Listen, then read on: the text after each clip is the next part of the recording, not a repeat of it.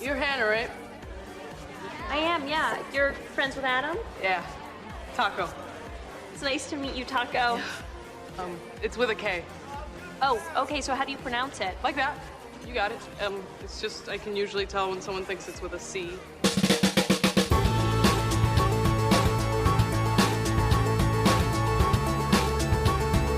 Hello, everybody. Welcome to another episode of Boys Watching Girls. We're your hosts. I'm Joe Welke. I'm Vance.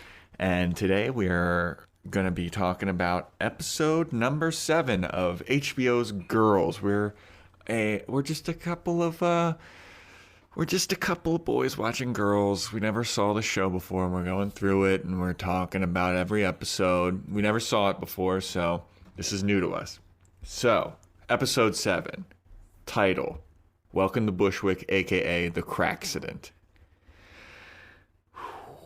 That title makes a lot more sense watching the episode. I thought they were going to have a whole theory of how Bushwick is crack. Yeah. And I was like, being from Baltimore, I was going to be like, this is going to be problematic. Yeah. But, Directed by Jody Lee Lipes, looks like. Lipes. You say Lipes? Lipez? Lipes? Lipes? Lips. Lips. This is the pronunciation part of the podcast. Lips. Written by Lena Dunham and Jenny Connor. Original air date May 27th, 2012. This one got a lot of viewers compared to the last couple. Okay. The last episode, The Return, only got 0.678 million viewers. This one got 0.868. So a big 200,000 viewer jump. I'm waiting for that big million. I know. When does this show start to get actually popular? I mean, yeah, I wonder what... I'd like to know what those numbers are like for HBO back then. Yeah, if that was like a good number or what. Because it's a low number for network TV stuff. You really want to be hitting like 2.5 at now, or at least kind of 1 point something maybe. Yeah, there's 2 new pro wrestling shows, NXT and AEW, and I keep track of their viewership because there's this ratings war because they go up against each other in the same time slot. Yeah. And they both split. There's probably 1.6 million, and they both split it. Mm-hmm. And so it'll be some of them are 800,000, and that's not good because WWE Raw gets 2 million. Because was Girls on at the same time as Sopranos, or was that right after? I don't know. They probably overlapped a bit. Maybe the last season of Sopranos. I'm sure that Sopranos was pulling in. Maybe. Yeah. I mean, did they have a lead-in? I don't know if HBO shows really. Oh, this would have been HBO pre HBO Go. Yeah. So it would have been you had to watch it in real time. This did not overlap with The Sopranos at all. Okay. I'm bad at years. I have no sense of time. Yeah, I mean, it did not overlap at all. The Sopranos ended in 2007. So. Okay, yeah. So there's a 5-year gap between. Yeah. Okay. All right, moving on. Yeah. So this episode, Welcome to Bushwick, aka The Crackcident. What are before we get into everything, what's your first reaction to the episode? I enjoyed the episode coming off the last one, especially that we had all of them together, even though it was brief. Yeah, we had everybody together. Yeah, they were all together at least for one scene. Yes. We saw them all in the same shot at least once or twice. So it was wow, all of these girls interact with each other. And it's a good episode setup. They go into a warehouse party and you got them all there and they're dealing with all their issues. All the issues they normally deal with. And I will say, I think again, our girl Shoshana got the short end of the stick in this episode. But she might be trying to get the long end of the stick. She might be. She knows. Yeah. All right, so we usually do this by character, see their arcs through the episode. Who do you want to start out with? Who should we go with first? Can we start? Can we start out with? Let's start with the worst character who officially became the worst character and tried to get redacted at the end, which is Jessa. You're finally coming around to the dark side. I always knew, like, she was always my least favorite character as far as, like, personality wise. Like, I get what they're going with her. Yeah. So I get, like, oh yeah, not every character's gonna be likable. I mean, maybe Marnie's even less likable here. Oh yeah. I mean, Marnie's already been like trending that way, but I mean, obviously Shoshana's still number 1 most likable. I'm saying Hannah's number 2 now. Like, I had Marnie at number 2. Oh yeah, Hannah's up there. Hannah's getting some fucking liking points. You know, she's doing all right. Yeah. In the girls' power ranking, the ultimate girls' power ranking. we have a magnetic board, and we keep ranking them up every week. So. We have a little write up underneath it, and that's what this whole podcast is. All we're doing is just rank. We just did this so we could rank 4 girls every week and not get canceled. Yeah. God. All right, so Jessa, the absolute worst character. So she starts off, she's wearing like this gigantic fucking feathery vest looking thing. Looks absolutely ridiculous. But she's with Marnie and Hannah, and they're going to this warehouse party, and they're yammering about the fucking, this is going to be like the best party ever. Jessa gets a text from a number that she doesn't know. And she's like, I don't know who this is. And did you know who it was going to be? I did not. I had a really strong feeling who it was going to be. I had no idea because, it's Jessa.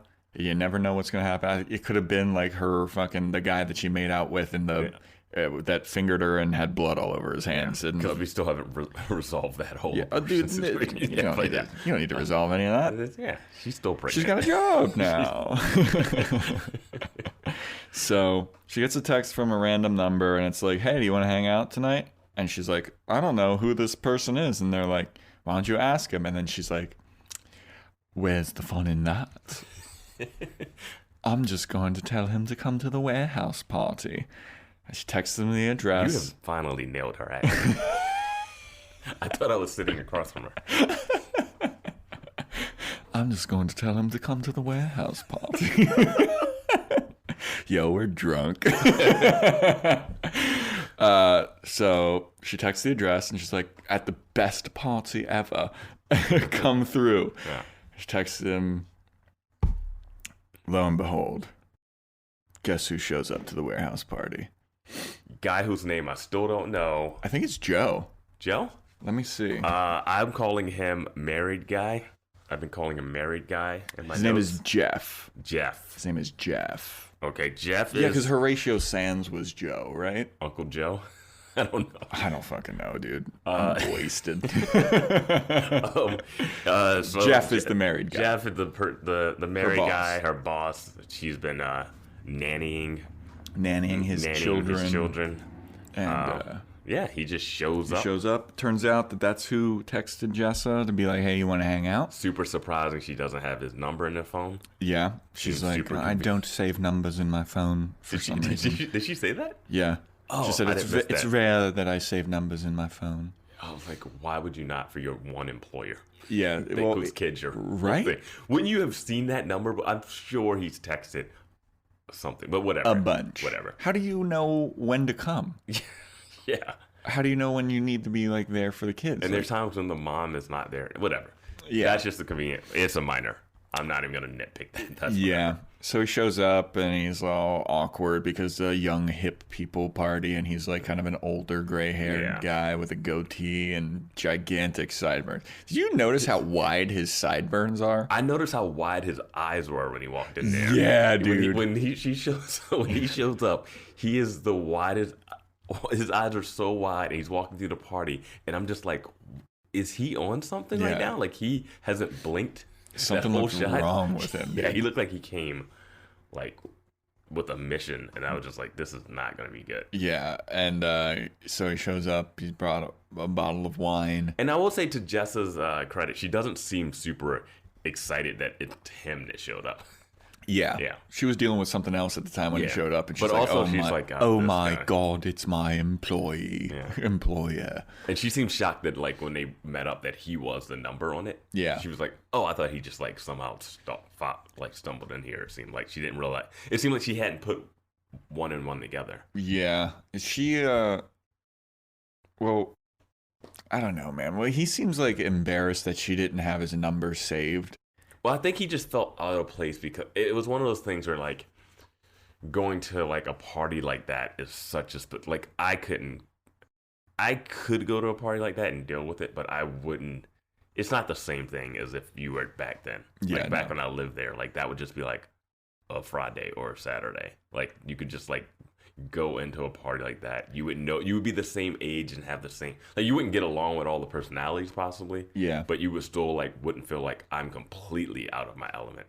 And you would know more than one person who's not your employee there, hopefully. Yeah. You might have gone there with friends. Well, she said that all of Brooklyn and 2/3 of Manhattan were going to be at this party. So, and apparently it's true.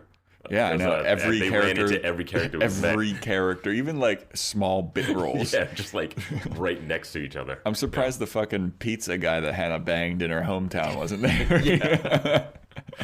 Like everybody. I thought like all of her old Hannah's work employees would be there. Half the art museum. Yeah. Yeah. But, so hold on. I'm 30. How old are you? 37. If we got invited to a party like that right now. Yeah. Number one, would you want to go? Number two, do you think you'd have a good time? Would I want to go? I don't know. Like,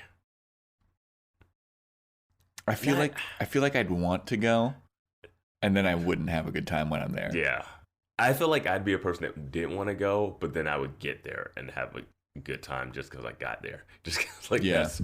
But also, I wouldn't be going there with the intention that Jeff went there with. So way I wouldn't have that, like, ooh, I just, like, creeped on this younger girl at her party type thing. Yeah. As opposed to, like, oh, I'm just being invited to a party like this. Like, you could be at that party and drink and just mingle and people watch. No, you know what? I think I would have a great... Dude, the first thing that you see at that party is a topless lady. A girl that says, tits out for Christmas? Yeah, tits something for Christmas? like that. Or something?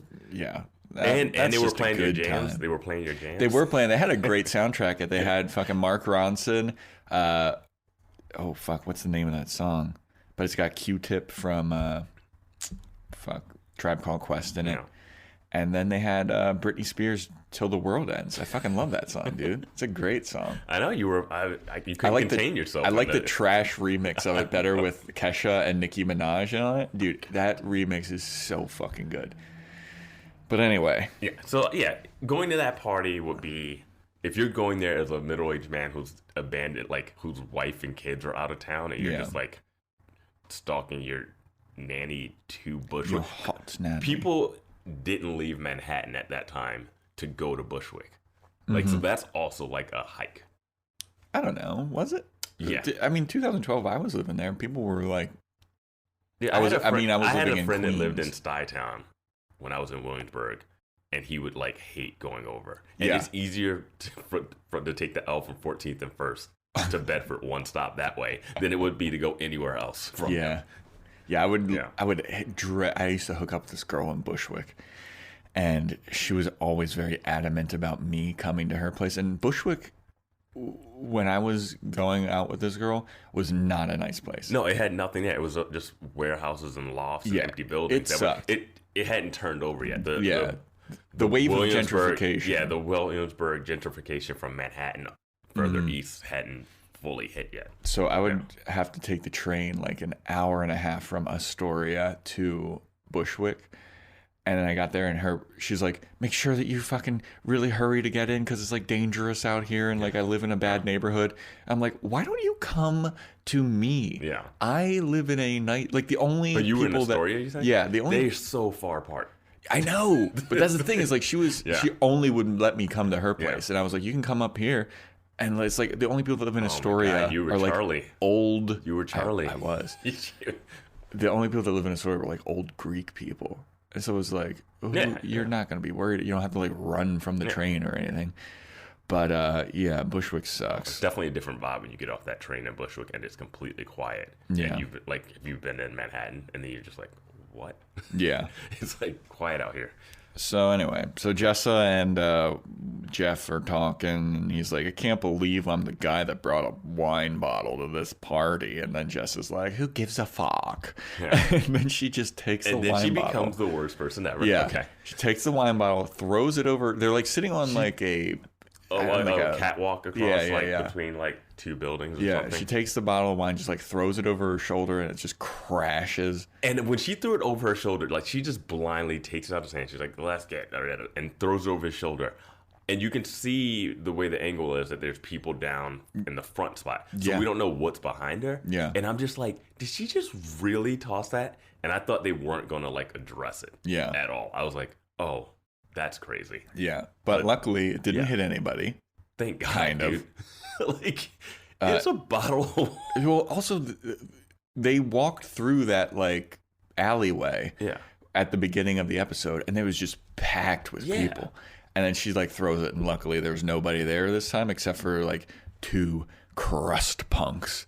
Yeah, which I don't even understand that terminology. It's a subgenre of punk rock people. Okay. They're like kind of hobos, and they don't shower and stuff. Gotcha. So she starts yelling at them. She fucking.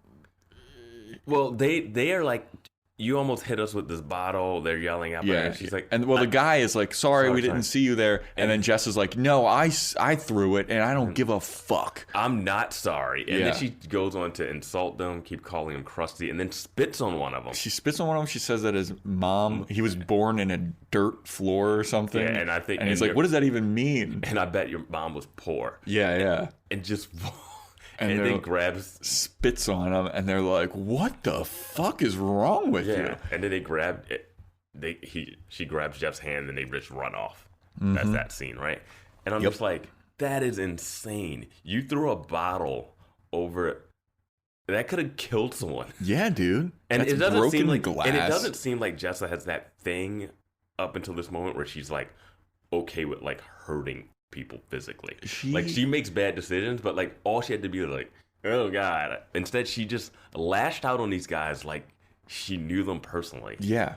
I mean, even if she had thrown the bottle and they were like, hey, you almost hit us, and they would have just run away, that would have been understandable. Yeah, that would have made sense. But she was like, yeah, I threw it, and I don't give a fuck. Yeah. Fuck you, you're poor, you're gross, and you're crusty. Yeah, and I'm like, I was like, who the fuck? What's going on? Yeah, I'm like, these guys are just minding their own business down there, and you almost killed one of them.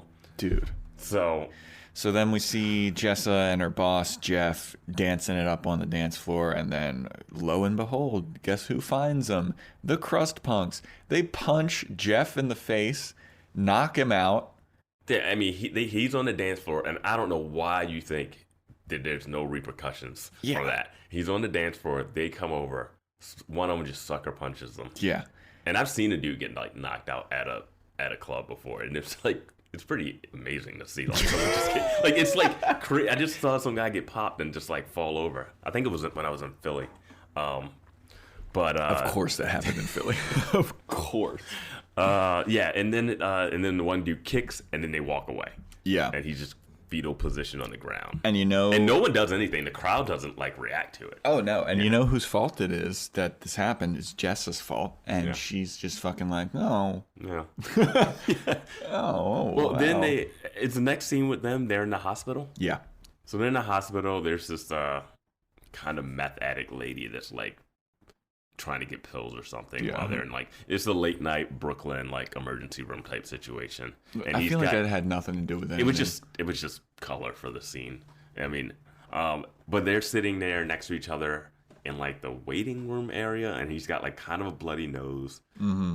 No one said it's broken or anything, and he's just like, oh, how am I gonna explain this to my wife? And oh, I'm the worst. And Jess was like, tell her the truth. And he's like, why? Oh, what am I going to tell her? Like, that I come to hang out with you? Before that, Jessa does something that really irked both of us a little bit. She goes like, your first fight. Yeah. She's like, been in many fights. Yeah, she said something about like, oh, this must have been your first fight. It's like, this wasn't a fight. Like he was dancing and he got sucker punched. All because of you. Because of you. Like I would have turned and sucker punched her, dude. I would have been like, "What are you fucking talking about?" There's a movie. You twat. There's a movie called The Way of the Gun, which is directed by Christopher McQuarrie, who directs the new Mission Impossible movies. Oh, that's him? Yeah, I think this is one of his first features. And I remember seeing this film. And in this movie, I think Benicio del Toro's in it. And it's a pretty decent movie. Not great, but pretty decent. And there's just this one opening scene where this girl is just talking shit next to the boyfriend and like talking shit to these guys. And instead of the guys just punching the guy, they go up and they just punch her. Good. And I remember seeing that and being like, like having watched movies before, I was like, why does the guy get punched? Like the girl talks all the shit and then the guy just they didn't even look at Jessa when he punched him. Like, and I was just thinking that. And like, I know it's wrong to hit women and punch women or do anything like that, but it doesn't make it right to punch the adjacent guy. Yeah, he did nothing. He was like an innocent bystander. Yeah. He was like, "I'm sorry, we didn't see you there." And then she's like, "No, fuck you." Yeah. And he's just standing there like, "Oh, you're crazy. You're talking all this mad shit." Yeah, he caught the rage by proxy. Yeah. Yeah. That was so unnecessary. But yeah, she's like, "Oh, you just can't handle a fight." I'm like, "Now you're giving him shit?" Yeah, right. He got sucker punched. She's the fucking dude. I was like, whatever with her this episode. Everybody that knows this podcast knows that I fucking hate this lady. But I was fine with her through this episode. Are you ready for the retcon that they try to pull here? And then they she said that, and I was like, oh, there she is. Yeah. There's the Jessa I know and hate. God. But then the guy starts crying. He's like, "Oh, I'm so pathetic. I shouldn't do that." He like leans over into her lap. Yeah, he goes into her lap. And it's like, "Oh, I was like, what did I tell my wife? I followed a girl to a party in Brooklyn." Blah, blah, blah. And he's crying. I'm like, "Oh man, this guy's having like his midlife breakdown." Like, yeah. All right. And instead, he goes, "Yeah, you go for it." He goes, "You should just come back home with me, and like we'll just stay. We don't have to like do anything. We'll just stay together." And I'm like, "Really, guy? Yeah, right. That's the move." Well, at first he said he goes, "I'm sick. You should come home with me." I was like, "Sick, bro? You got punched." Yeah, and it's like you got a slightly bloody nose. Like you don't even really need to be at the hospital. It looks like. I do understand his logic of like, you got me punched in the face. You owe me some pussy. It's I don't get like that. Gross, dude. Yeah, that's what I'm saying. Like, no, I see where his logic is going. Yeah, his logic is like, I took a punch for you. Now, you got to take a punch for me. Punch in the pulse with my dog. But she says that, and she's like, "No, like I don't want to do that." And he started calling her a tease. Yeah. And I was just like, "Whoa, when did he become like such a tease?" And she's like, "Hey, no, we can still be friends. I liked you better when you were like a good guy." She said, "I liked you better when you were the good guy." He's like, "You're a tease." And he gets up and starts walking away. Yeah, right. And she's like, "Oh, we can still be friends." He's like, "We're never friends.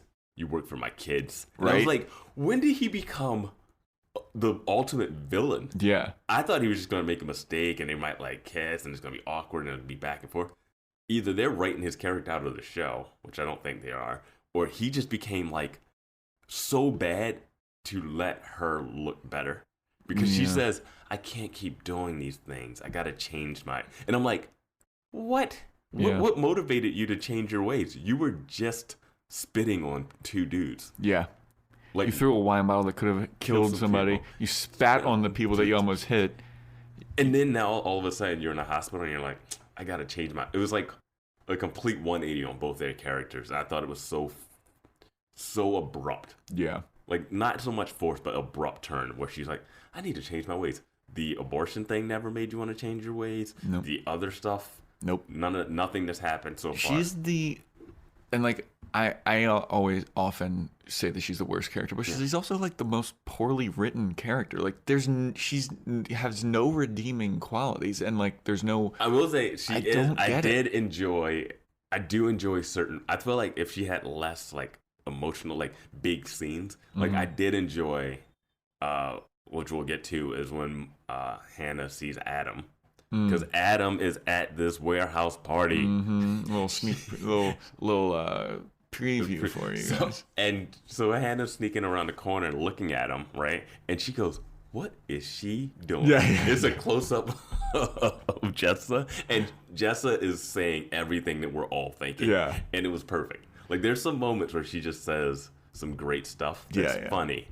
It's just when they try to, like, rationalize. Like, I just think her character tries to be too deep at times. Yeah, and do something so... Yeah, she feels like she's the person that has like all the sage wisdom, and she's like, I'm a foreigner, so I know all this. Like, you should listen to me because I am worldly. Yeah, but she's a fucking asshole, dude. I know. But then at this point, they make it be like, she's not the asshole. This guy's an asshole. Well, I mean, that guy is an asshole. That guy's an asshole, but they two things can be true. They turned his character into, oh, your tease. You know, like I was like, that's not who he. Like that didn't seem like who his character was at all. Yeah, but so anyway, that's basically the Jessa story of this episode. So we'll see how that working relationship goes. Yeah, you want to go to Shoshana next? Let's go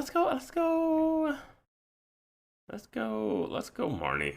Okay, let's go Marnie. All right, we're saving Hannah to the end. I feel like. Yeah, Marnie will be quick though. Marnie will be quick. So Marnie's thing is she goes to the warehouse party and she's like, oh, Charlie's band is playing at this party. I don't think I want to see him or what. It's like, why would you go? Yeah. And also, and immediately when they get inside, she goes, I gotta go talk to you. Yeah, somebody's like, hey, your boyfriend's playing, and she's like, well, I guess I have to say hi to him. It's like, no, you don't. You just said outside that he was going to play. Yeah. Are you shocked that he's playing? Well, it's like, you know that she wanted to say hi to him, and their like interaction was very tense. But so she's dressed like she's going to like a job interview. Like everybody's dressed so differently. Like Hannah's dressed like she's not going out. Hannah dressed like, I wrote down not dressed up. Like that's all. The only note I have on there is like not dressed up. Yeah. So Marnie's like, okay, I guess I have to say hi to Charlie. We see Charlie's band. Charlie's band fucking rules now, dude. Got 2 more people. They got 2 more people and hits. Like that song they were playing was like a legitimately good sounding song. Yeah. Their band name, Questionable Goods. That's a good band name too. It's a good band name, yeah. But I feel like none of those people that are playing the guys in the band know how to play instruments because they were constantly obscured. The backs were turned. They were obscured by like the crowd. Yeah. So it's like, we need to make this obvious. We need to make this obscured so it's not obvious that these guys have no idea. Even the drum was not on. It was just like band footage up there, but that's fine. Yeah, whatever. But their band fucking ruled. I know, and everyone's like, dude, you guys got good. Yeah. And Marnie apparently was the Yoko Ono of that. I guess so. I don't know. Like, is she the one holding them back? May be. I mean, she was the one that was holding them from getting 2 more band members. Yeah, they couldn't expand the band. It was fucking Ray and Charlie. Ray was like playing a box on the last time we saw this band. Reading Hannah Diary was the deepest cut that they had. Yeah. So anyway, they're playing, they're fucking kicking ass, and Marnie's in the audience like, oh my god, this band is fucking kicking ass, and it's nice to see Charlie. So then after they're done, after the set, she goes up to him, and she's like, wow, that was really awesome. Like, you're really doing well. And he's like, yup. Yeah. And she's like, I mean, that's all I ever wanted for you is to have satisfaction outside of our relationship. And Charlie's like, yup. The look on his face is like, yeah, that's a weird ass thing to say. Right? Like, that's so... that's so Marnie. I mean, I mean, the interaction between them is so tense. And because Marnie still is like, I wish I hadn't have broken up with you. But well, no, they broke up. Like, the way she broke up with him was like, finite. I think the issue with her more is that she wants to know that she can get him whenever she wants. Yeah, you know what? That's what it is. It's like, dude, fuck yeah on that point. I can Vince. pull that's him back whenever I want. Point, that's her pocket boyfriend whenever she wants him. God damn, there's like planes flying every 5 minutes this episode. If you can hear planes flying in the background, I'm sorry. Why are we doing this pod next to the airport? I don't know, dude. I don't know why we relocated to that. We're doing it in an airport hangar. We're doing it in a hangar where there's going to be a rave, and then fucking Marnie, Hannah, Shoshana, and Jessa are going to show up. Yeah. Sorry. Anyway. Outdoor podcasting people. So their interaction's like really tense, and it's like you can. That was such a good point, Vance. Where she's like, she wants to be like, I can get him whenever I want. Yeah. And Charlie's very much like, okay. He's kind of like brushing her off, being like, you look great. Yeah. Good to see you. And she's like, this is because Charlie's a nice dude. Charlie's a genuine adult. A genuine nice dude, yeah. Well, that's what she says next. Is she's like, wow, this feels very like cordial and adult. And Charlie's like, yes, this is mature. Sure. Yeah. And then she's like, uh-huh. And then out of nowhere. Yes. Out of nowhere, some babe just runs up to Charlie and like leapfrogs onto him. Audrey is her name. Yep. And then they spin around, start making out, and Marnie's like, I'm sorry.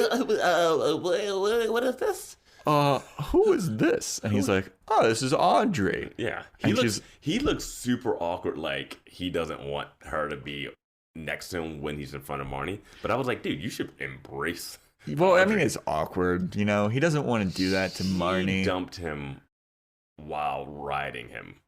That's true. Yeah. Yeah, like it was a point taken. Yeah, and that was 2 weeks ago, as we find out. Yeah, like it's been 2 weeks. Yeah. So anyway, Audrey is like, your band was so amazing. That was so good. She's like looking at Marnie like, wasn't that so great and all this shit? And Marnie's just like, what's happening? Who the fuck are you? Yeah. What's going on here? Yeah. And Charlie's like, this is Audrey. Yeah. And then Marnie's like, I don't understand what's happening. What is this? Yeah. And she's like, it's been 2 weeks. Yeah. We've been broken up for 2 weeks and you're with somebody already? Yeah. And he's like, I mean, we met and we just kind of clicked. Yeah. And then it's a great exchange where Audrey's like, who are you? And she's like, wait, you don't know who I am? And she's like, should I? Yeah, that was so fucking brutal, dude. And then she's like, oh, are you one of the Real Housewives? Yes. And I was like, that is word daggers. And she doesn't know she's doing it, but that cuts to the core. Oh, yeah. And she's like, you don't. That's great, right? That was such a great moment of like, you don't know who I am? And she's like, should I? Yeah. I was like, bro. And then to top it off with the Housewives. The Housewives. And then they cut to her and you look at her, you're like, oh yeah, she's. Yeah, because she's dressed like a fucking. She's not even dressed like a housewife, like one of the Real Housewives.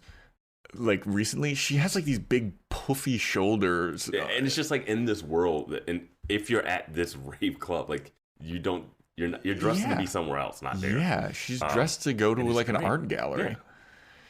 And it was such a great moment right there. That was so And then what does she say when she storms off? She storms off and she's like... She said, you're a sociopath. Yeah, she calls Charlie a sociopath for moving on. Right. And I was like... You broke up with me. And he met someone in 2 weeks. Yeah. I'm like, okay. Yeah. So then, next time you see Marnie, she's like rambling to some random guy that's out of focus. You don't even see who this person is. Staring straight ahead. Didn't look at her once. Yeah. She's rambling about how could Charlie move on so fast? Yeah. How could he do it? It's been 2 weeks. What have I done in these 2 weeks? Yeah, I haven't done anything in 2 weeks. Wasn't I anything of significance for him? Like I would. Like, and then she was at the moment was like, would you like? I know, like, would you walk away from this or something? She's like, I'm like the real deal. I'm like a good catch. And then eventually, like, there's 2 scenes of this.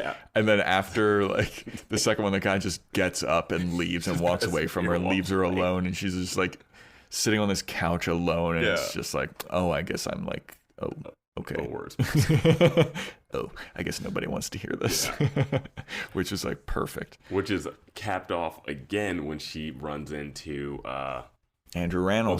There's a moment where she's seeing everyone all paired off. Like, Jessa's dancing with her boss. Hannah's dancing with Adam. And then she sees Andrew Rannells' Elijah character with his gay boyfriend. And that's for people that don't know, that's Hannah's ex-boyfriend who came out to her in a recent episode. A couple episodes ago. We've seen him around. I thought he was out of town and was in town for a reason. Yeah. And now he's like living in Brooklyn. I don't know. That's why I was really I was like, who? like I know the actor's face, and I've seen him in this show, obviously, and I've seen him in other stuff. Yeah. But when he showed up, I was like, does he work at the art museum? Yeah, that's the only thing that doesn't really make sense. Is because I feel like he was supposed to be like, oh, I'm just in for the weekend or whatever, and he keeps popping up. This guy. Yeah, like we've seen him like 3 times now. Yeah. But she goes over, interrupts his little makeout session. Mm-hmm. She's like, Elijah, which so was good crazy to me you. that he's at this party, maybe 20 feet away from Hannah and Adam. Like they're like in the same shot, kind of. I was like, what is the smallest party? Smallest. Yeah. The smallest, biggest party ever. Yeah.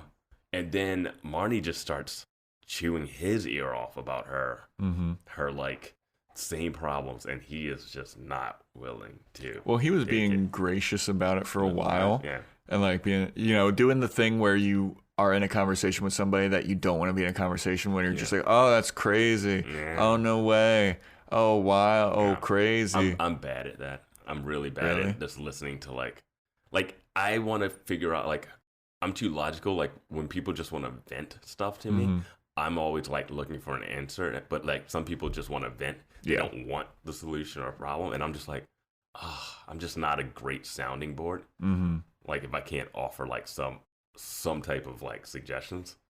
And I do, and like my old roommate, like he had this on and off thing with this girl for like ever. And like he would just complain with us about it to me and my other roommate at the time, and just go like, I don't know if I should. And we're like, you should get out. He's like, yeah, I should, whatever, blah blah blah. Then a fourth roommate moved in. He comes in, a friend of ours, and our buddy is talking to him about the same stuff he's been talking to the two of us about, like just doing the same thing. And our buddy's like, oh, you guys, why are you guys not listening to him anymore? And I'm like, yeah, because we've heard this before. Like, and then after like a month or so, he's like, God, what are you doing? Like, stop talking about this. I was like, yeah, we reached our maximum level of like giving a shit. Yeah. And now he reached it like later. Well, I mean, there comes a point where like people are venting to you, and then there's like a simple solution to their problem. Yeah. And they just keep venting about the same problem, or just like, I don't care anymore, dude. Like, what the issue is. What you need to do in the issue. Like, I know you want to vent and get this one day out and move on to the next day and vent again, but like, I don't want to be the thing that you're venting to for that. And that's what Elijah realized there. He's like, I can't believe you and Hannah are like the same person, and you guys have been listening to the same type of argument all the time. And Marnie throws Hannah under the bus like hardcore. Done before too. Like she did that when she was breaking up with Charlie or trying to get him back, saying that she would like kick Hannah out. Yeah. Like she calls Hannah selfish to Elijah. She's like, well, we all know that she's the selfish one, and she's I was like, damn, Marnie? Jesus, dude. Why is Hannah involved in this? I know, right? Like she's not even a part of this. So Andrew Reynolds lays some fucking verbal smackdown on her. He's like, no, you're selfish. You're talking all this nonsense. And I'm tired of listening to you. You're just rambling about all this shit. I don't care. And then she just starts insulting him. And then he lays some physical smackdown on her. Yeah. Because they were talking about how they were, I think it was like she cheated. He cheated on Hannah with her or something, like they made out. Well, she was like, oh, well, you kissed, like we made out back during rent rehearsals. And he was like, I don't recall it being at rent rehearsals because we were in your room and I remember your nipples got hard. Yeah. It's like, what?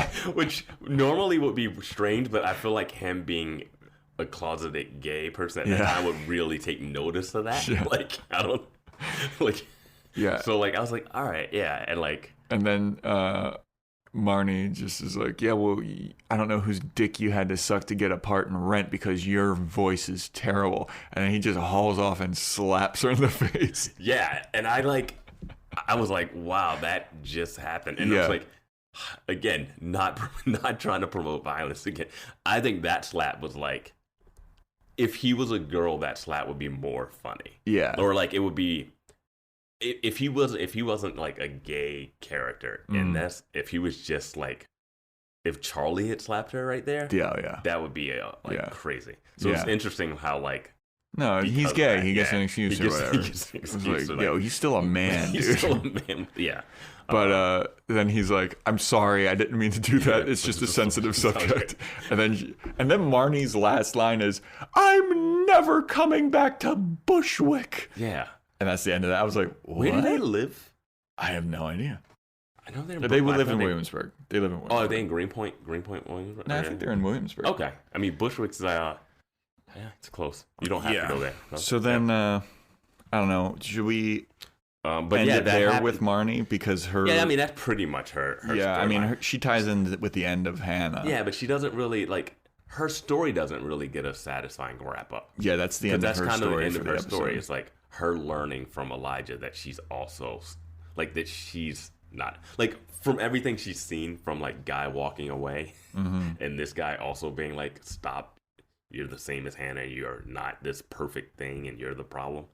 It's basically saying you're the problem. You need to look at yourself. Also, I need to tell this story. I was about to tell it to you before we started recording, but so I was on an airplane recently, and I was getting up. I was walking. We were getting off. We were exiting the plane, and I had my bag on my back, and I was just like getting ready to go, and there's somebody sitting down next to me. Like in the seat where I'm standing, and he's watching something on his iPad, and I looked over at his iPad, and I was like, oh fuck, he was watching the exact moment when Yorma Tacone says to Marnie,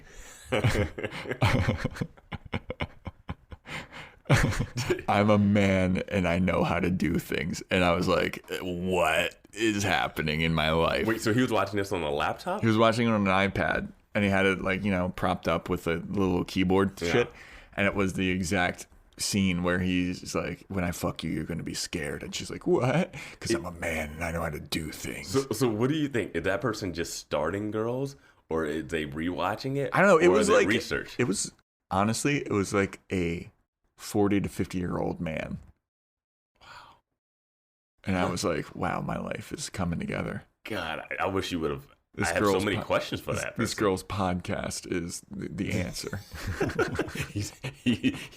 he's watching it in anticipation. So yeah, I mean, we started this podcast kind of being like, does anybody still care about Girls or still would watch it?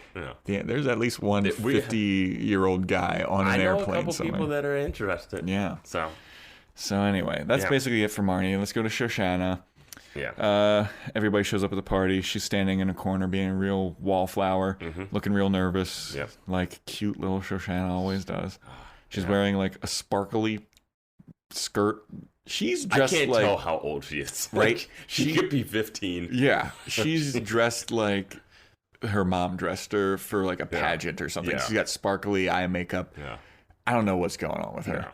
But she also doesn't know what's going on with her because she's I'm also wonder how she got to the party 2 hours before them when she lives with Jessa. Yeah. Did they know she was going? Not a plot hole. Like, plot hole, Vance. Like what? Because girls usually will all go and get dressed up at the same place. Like they might have all been over at Hannah and Marnie's and then went from there. But they wouldn't have invited Shosh? I don't know. They didn't realize she was going.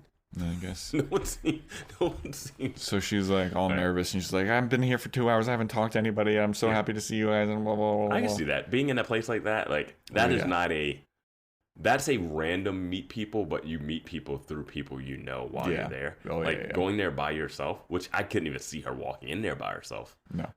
She seems like the type of person that was like, she got there as like the people are still setting up the party, you know?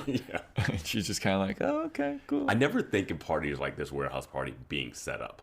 I always just picture them mid-flow. Yeah. Like I can't picture someone being like, we need to have a tipped over table in this corner. Like sound checking. Yeah.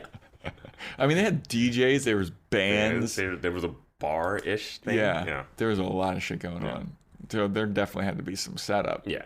Where's this table being tipped over? So Shoshana's all nervous, and then the episode continues. The next time we see her, she's even more nervous. Yeah. She's talking like crazy fast. She's like, I'm so hot right now. Yeah. She's going on a rant about her kickboxing class. Yeah. How she's going to get in the front. And if girls have blowouts in their hair, those are the people that move to the front. And why don't they move to the front? And at this point, though, this is interesting because Jessa is... Jessa's talking to Ray. Yeah. And they're having a little flirty banter. Well, Ray's trying, and then Jessa like shuts it down. She's like, where's your big-eyed girlfriend? I don't think she's shutting it down. I think she's being like, is she out of the way? Is this going to be easier or more difficult? Fucking, you said my accent. I don't have it yet. God, is this gonna be? Oh no, is this gonna be difficult? I think you're way too cockney. Way too cockney. Oh God, I almost knocked over my fucking skateboard. It is gonna be difficult. That's just her voice now. That's how we're gonna fucking. Hey, mate, is this gonna be? So he's like, I don't have a girlfriend anymore. So Shoshana's rambling to Jess, and I thought she was gonna come over and pull her away. Yeah. The scene happens with Ray standing by. Mm-hmm. And everyone's kind of like, are you okay? You seem like weird right now. And she's like, yeah, I'm tired. I'm just like totally high. I like smoked this weed in the bathroom with this guy, and he had it in like this pipe, blah, blah, blah, blah, blah. And then he's like, then Ray's like, are you sure that you just smoked weed? Because this is not weed that does this. Mm-hmm. And they come to the conclusion that she has smoked crack. Yeah. I haven't been at a party where people are just giving away hits of crack. I don't think I have. Yeah. I mean, I've seen cocaine a lot. Yeah. But crack is... And cocaine's also a drug that isn't like shared. Like weed is one where everyone's like, I hit this or I hit this. Coke is one of those ones that if it's at a party, even if everyone at the party knows people are doing it, some people still go to the bathroom. Yeah, they go to the bathroom. Like, hey, You're like, everyone knows you're doing coke. Why are you just having it secretly? You know what I mean? Yeah. So they come to that conclusion. Jessa is like, don't worry.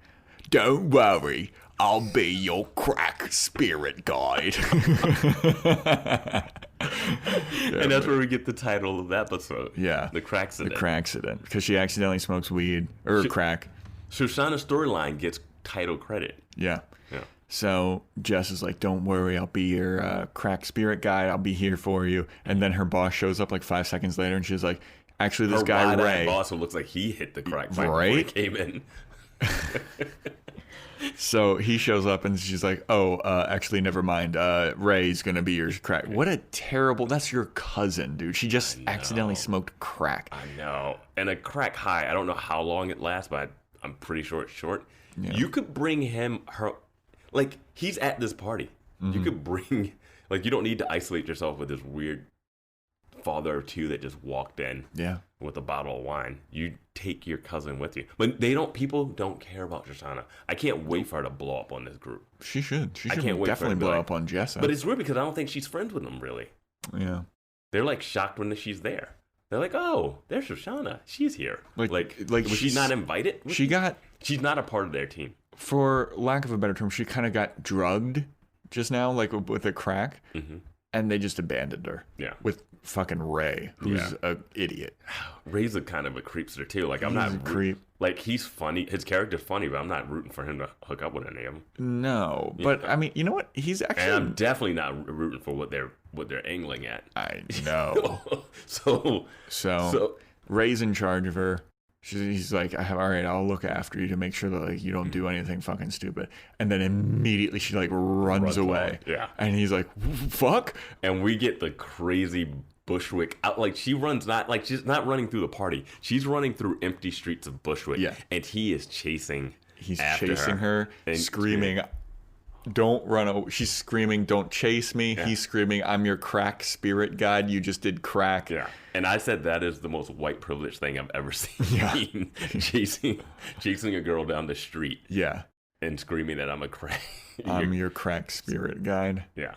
So that's basically like what happens throughout the entire episode is you just see Ray chasing her throughout all of Brooklyn. Yeah. And then eventually... And it could have been like... And it's done, and it's kind of funny, but it's not like done overly comedically. Yeah, it's not like Scooby-Doo. Yeah, but they do have that one shot where she runs and cuts to the left, and then he cuts left, and then she comes back across frame, and then he has to chase after her. Yeah. And that's kind of fun, but like, I'm also just like... All right. They're really not writing her character very well. Yeah. Well, her character has become one thing. When is she going to lose that virginity? Yeah, and also, she's so naive. Yeah. So anyway, they're chasing each other, or he's chasing her the entire episode. Then he eventually catches up with her. She lost her skirt somehow. She's just wearing, like, tights. Yeah, which is what? Yeah, and they're, like, out on the street. They're like, on the street. And Bushwick back then was kind of an empty, like they were empty streets for sure. Mm-hmm. But like, no place in New York is like that. Not where you're running and screaming and then also just don't have pants on. Yeah. And also no places like this where you should be doing what you're doing next. Yep. So Ray finally catches up with her, and then she just surprise attacks him, like pokes him in the eye, kicks him in the balls, and like kicks him in the leg, and he falls over, and he's like, oh, fuck. And she's just screaming, stop chasing me. Yeah. And he's like, but I'm your crack spirit guide. And she's like, oh, sorry. I took a defense class and we practiced on a mattress, and I've never done this with a real person before. And he's like, I'm glad to be your first, which is double entendre as fuck. And I was like, foreshadowing. And I was like, oh, Ray? Really? Yeah. Is that what we want? Is that what we're rooting for? Because I like Shoshana too much for that. Well, she just like is screaming at him, stop chasing me. And he's like, but I'm supposed to look after you. Your cousin told me to look after you. And then she's just like, oh, okay. Yeah. And I will say this. I don't even know if she's ever met Ray. She hadn't met Ray before this. Not in the show. Yeah, exactly. Like, so she doesn't know him outside of like. She saw the Hannah's Diary thing. Was she there? Yeah, okay. I think so. Okay. So maybe she knows. Yeah. I will say this. The commitment of Ray to be told by Shoshana to watch after this girl and then to leave a party and chase her through the streets of Bushwick. I would have chased her for like a block and then been like, fuck this girl, dude. Come back, like, your cousin ran away. You might want to give her a call. Yeah. Like, I'm not chasing her all throughout. Like, I look like this psychopath. Yeah. You're chasing this girl down the street. We're going to drag her back to a party? Mm-hmm. Kicking and screaming? Yeah. No, you got to look out for yourself sometime. Yeah. She'll be fine. See, I guess now I'm a worse person than Ray. She'll be fine. So I'm going to go back and try and get some puss at this party. So Ray is he's writhing in pain. Writhing in pain. And then she says, I can give you a massage non-sensual. Yeah. And he's like, you're going to massage my groin in a not sexual way. Yeah. She's like, yeah. And she proceeds to attempt this. Yeah. In the open, on the street. Mm-hmm. Only in her tights, no dress. Mm-hmm. And there's like a little bit of like... There's a little bit of a moment that... This is not very sexual. And she's like, yeah. And he's like, it's actually... He like says it like this. He goes, this actually feels kind of nice. Yeah, it's like one of those moments that's like... It seems shocking that a girl massaging a guy's groin would be somewhat sexually charged. Yeah. They're reacting as if like, wait, no, this wasn't supposed to happen. Yeah. And they're doing it out, like, it wasn't like, oh, let me go home and do this or anything. It was just like, the on the sexual sidewalk. tension is off the charts, Vance. And I'm just like, I'm not rooting for this. Yeah, I mean, Ray's a creep, and then he's got weird bug eyes. Yeah. But then, you know what? They might do what they did with the Jeff father character and just have a full 180. Ray's just been looking for perfect love this whole time. Yeah, maybe. Yeah. And that's basically it for Shoshana. That wraps up Shoshana nicely. Yeah. She got a lot of cardio in. She got some cardio. She can run and she can defend herself, so I like that. Yeah. I just don't understand how Ray was taken off guard by that attack. It came right from the front. He's like running towards her, and then she just like fucking... I don't think he expected her to kick him, but I also don't think he had a plan. Yeah, that's true. Yeah. All right, and now the main event of the episode. Hannah. First note I have written, not dressed up, looking kind of like a schlub, going to this warehouse party. And it's the contrast, the juxtaposition, because she's with Marnie and Jessa. And Jessa's, as I said, wearing the fucking peacock vest or whatever. Yeah. Marnie looks like a real housewife of blah, blah, blah. And Hannah just looks like, it doesn't look like she has makeup on. She's just like wearing a frumpy kind of t-shirt and a terrible... It looks like your Saturday, Sunday inside the house. Yeah. Stuff. Like, but I mean, that's her look. That's like she's going to the art supply store to pick up some shit. She got more dressed up that time she went to see Adam to be a goth girl. Yeah. And I thought she was going to a party. She was just going to Adam's. She should have dressed up like that for this party. She would have totally fit in. It's weird because sometimes she seems like she cares and sometimes she seems like she doesn't. Yeah. I don't know. So she's at the party, and then somebody's like, oh, look at this weird guy hanging out with all the lesbians over there. She looks over, and it's Adam. Yeah. And he's like got one of them like on his shoulders or some shit. He's just like picking people up and hoisting them. Yeah. It's just like, what? And he's in like this black light dance room. And Yeah. it's like His teeth are glowing. Yeah, and he's like so tall, like stands out. And it's amazing. And the thing that drove me crazy about this scene is she goes, oh, that's Adam. And they're like, Adam? And they're like, yeah, my Adam.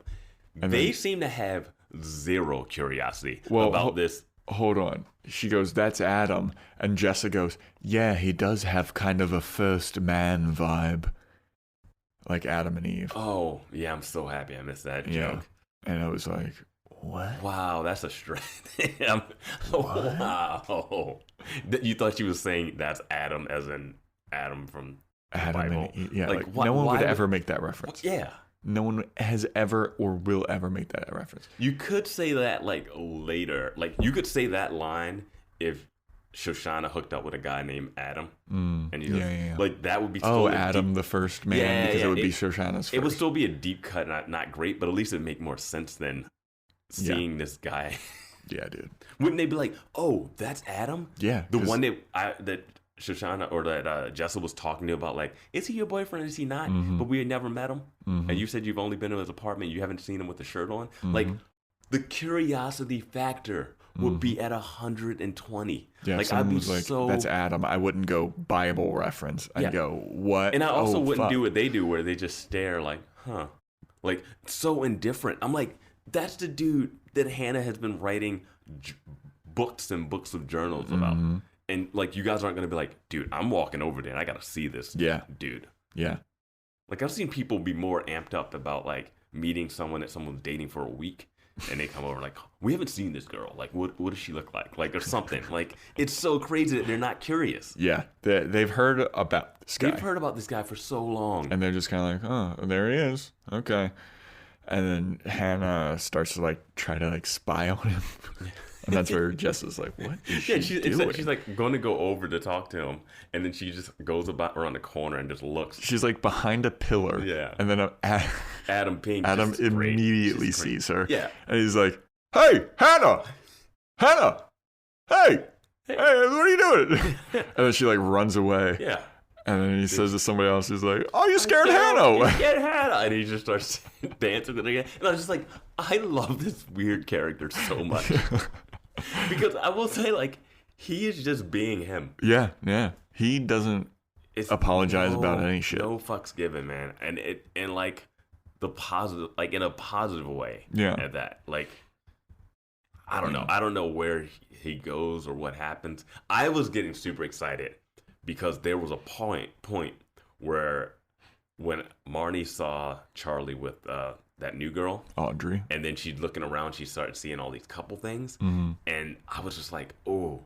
Is this the scene where Marnie hooks up with Adam? Dude, Marnie's not hooking up with Adam, She could have bro. hooked up with Adam by accident at the party. If no one's seen this it, theory, it's not gonna happen. if no one, she already made out with Hannah's other boyfriend. Oh yeah, the gay guy, Elijah. Yeah, I don't know. I thought she would have just looked around and be like, who could I hook up with? That'd be some good drama. Who could I hook up with to make Charlie jealous? Adam's there. Boom. She just starts kissing Adam or something. That would be a fucking really terrible friend move. Marnie's terrible. Yeah. Not as bad as Jessa, but she's bad. Marnie said I would kick her out of an apartment, and she just called Hannah selfish. Yeah. So very, very throwing her best friend under the bus, like in an instant. How did Hannah get the rent money from last episode? It's been 2 weeks. They don't fucking, dude. They do not address it. I know. It's just something you bring up per address that episodes. Yeah. So anyway, you know what? I'm having fun doing this episode. Oh, yeah, this is good. Remember last episode where I was like, this is fucking terrible? Yeah, this is boring as when shit. you get the girls together. Yeah, dude. It's always a good time. This is so much better than that last episode, dude. That last episode sucked dick. People listening to this are like, no, this episode sucks too. What are you talking about? They all suck. I mean, I guess just like hindsight, because that last episode was just garbage. I hated that last episode. And I felt boring. Why are you bringing it up? We're moving. Because I'm having a good time during this episode. So the next time we see Hannah, she's at the bar. and there's a girl just fucking gnawing at a beer bottle, trying to get the cap off so hard, and it's so painful to watch. It looks good. Like excruciating. And I gotta say, I love the way she's doing it because she's doing it like a crazy person. She's sitting at Hannah and her are sitting at the bar, and she's staring at Hannah and like has a Corona bottle and is putting it on the right side and trying to get the cap off and twisting, and it's not working. And she looks unsure, like she shouldn't, like she's never done this before. Saw it on TV, and then she puts it on the other side, tries it, doesn't get it, puts it on the other side, and finally gets it to pop off, and then just stares blankly. And then offers the beer to Hannah. And I'm just like, wow. We're like, wow, I need to go to this kind of party. Yeah. This is fucking amazing. And then Hannah's telling like, nah, I shouldn't drink. Bad things happen when I drink. Even though last episode she was pounding beers. Yeah. Whatever. The biggest beer in the world. Yeah. But yeah, she's not drinking then. Whatever. That's fine. Yeah. And then the girl tells her, my name is Taco. And she's like, okay. She's like, it's Taco with a K. Yeah. She's like, all right.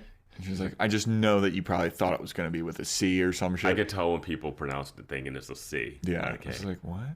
And it's just... And then she goes on some rant about it. She's like, oh yeah, my name is Hannah, and I hate when people pronounce it Hannah, like I'm Israeli or some shit. And then she's like, you really don't want anything to drink? And Hannah's like, no, I'm not drinking. Bad shit happens when I drink. And then Taco goes, oh, is that how you know Adam? Yeah. And she's like, Hannah's just like, confused. So isn't that like one of those weird things where she's saying that I don't drink so that we can lead into this? It's a good segue into it. Yeah, she definitely drinks. Yeah, she would have had a beer. But yeah, whatever. But no, it's a good reveal of Adam having. Yeah, she's like, is that how you know Adam? She's like, what are you talking about? She's like, oh, AA. Yeah. She's like, I didn't know Adam was an AA. And she's like, Taco's like, oh, fuck. I just busted the anonymous part of it. So then Hannah's like having a crisis. She's like, I never knew that Adam was an AA. Like, he didn't. And then Taco said something else. She was like, oh, yeah, that's really like a defining thing about him. Like, that and like his love of books. Yeah. What? Fucking stupid line. I love that line because he probably does love books. And we realized later that she wouldn't know. Yeah. And then Hannah's like, well, he got really big ears. Yeah, Hannah's like, well, he's got big ears. That's what I've kind of focused on. Yeah. I was like, wow, you're a real piece of shit, Hannah. And Adam Driver does have big ears. He does. So then we see them dancing together on the dance floor. She goes up to him. She's like, I feel like I should have said hi. And he's like, hi. And they just grabs her and starts dancing with her. I was like, this is the most Adam shit ever, dude. Yeah, because he's just like, why are you being such a weirdo all the time? Yeah. Like, he's a weirdo, but she's weirder than he is. Yeah. She's just so awkward. The one thing I don't get is what he does see in her. Yeah, I don't get it. Yeah. I don't know. Yeah. Yeah, so then he's talking to her about like how he wants to do this like scrap. Well, she asked him about the AA, or does she talk to him about that, or is that later? That's later. Okay. So he's talking to her about like, hey, I'm going to go to this junkyard. I'm going to scrap some stuff. I'm trying to build this boat for like the 4th of July. Yeah, most people just leave. Yeah. Leave parties to go scrap at a junkyard. Yeah. You should have done that like. Yeah. Another night, like whatever. And then he has this whole story about how, like, yeah, you know, when you start on the boat, it's gonna be sailing pretty well, and then as it keeps going, it's gonna deteriorate, and then eventually like fall apart. And she's like, well, how are you gonna get back? And he's like, I could swim. Yeah. Fucking amazing. Just such a weirdo. So he's like, oh, you want to come to the scrapyard with me? And she's like, no, I got friends here. Mm-hmm. And then the next time I see her, like, she's like, okay, let's go to the scrapyard. Yeah, she's got backpacks. She's hopping on the front of his, like, pedal bike. Like, when did that mind change happen? Well, I mean, at this point, none of them have been around each other. Yeah, like, that's true. Like, Jessa's in a hospital. Yeah, Shoshana's running around the street.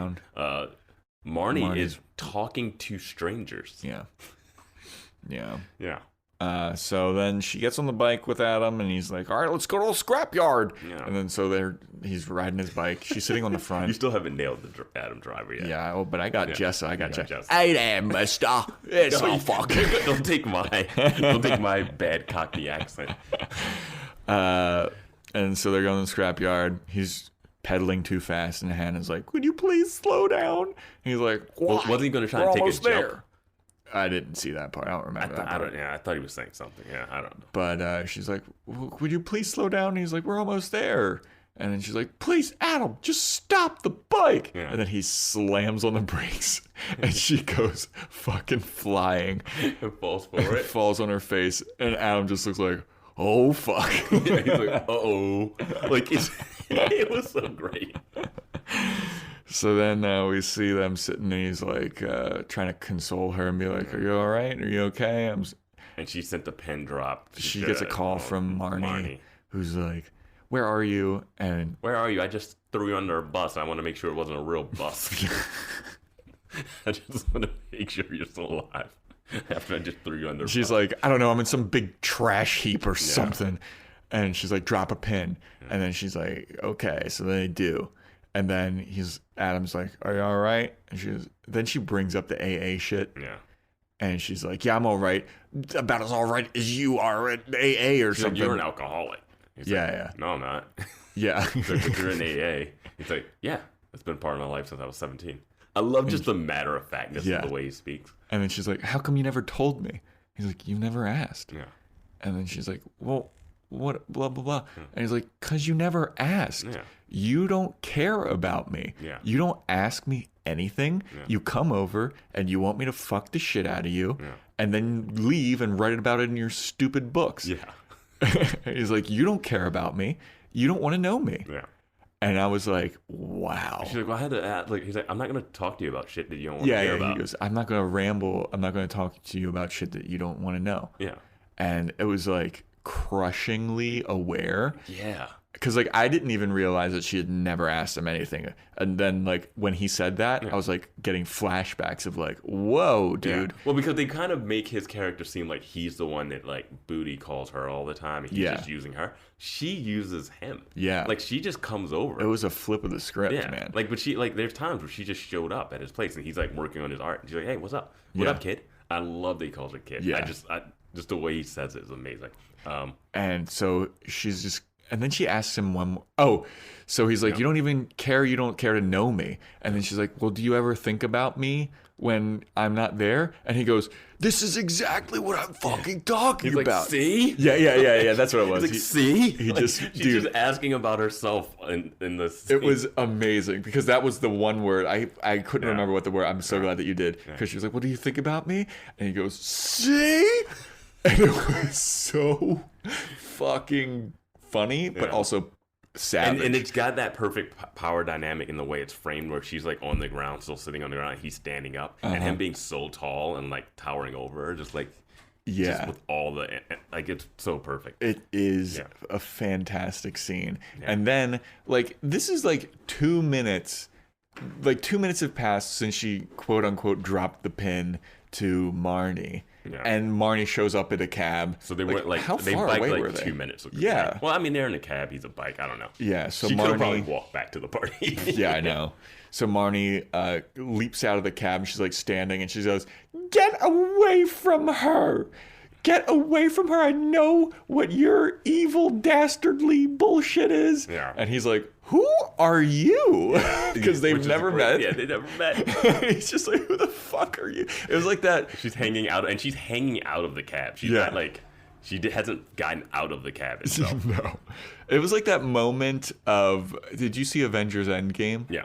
When Scarlet Witch shows up to Thanos and she's and like, you took everything from me. And Thanos goes, I don't even know who you are. It's just like, that was like the best. Yeah. When Adam's like, who are you? Mm-hmm. And she's like, I know you. I know who you are. Step away from her. And he's just like, all right. Yeah. I don't give a fuck. Yeah. So then he starts to like go away. Mm-hmm. And then Hannah's like, wait, Adam. Yeah. And Marnie just kind of rolls her eyes like, oh my God, Hannah, what are you doing? Yeah. And then she like gives him his backpack.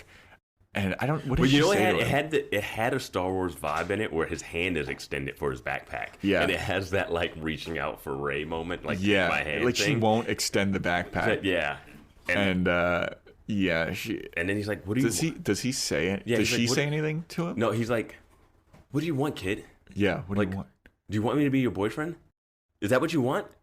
Is that what you want? Does that? And then he just like hard cuts. He just keeps screaming like, "Is that what you want?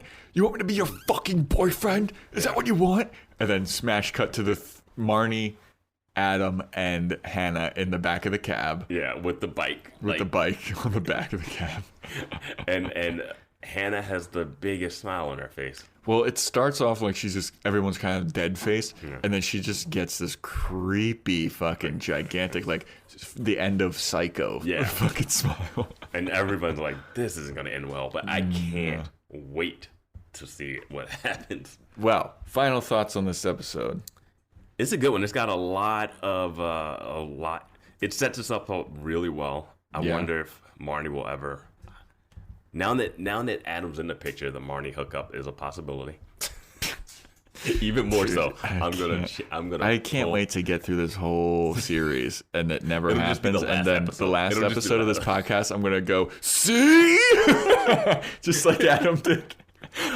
You had a theory out there that I shot down so bad before. I mean, all my theories are fucking real stupid. Mine can happen. Yeah, yours can happen. It can get to a point where he's like, I forget what dude. Like a couple episodes ago, I had that really insane theory. I don't even remember it. Yeah. So that is episode 7. What do you think? Crackcident. Is this your? I like this one. Yeah. I like this one so much better than the last one. It's probably like my second or third favorite out of what we've watched so far. Well, it was a lot of development. Yeah. The development between Hannah and Adam's relationship is amazing. Yeah. Marnie unraveling was pretty funny. We don't know what's gonna happen with Shoshana and no Ray. idea. I don't like it, and I'm uncomfortable with. And we don't know what Jessa and that guy. Like, she's not quitting that job. I could care less.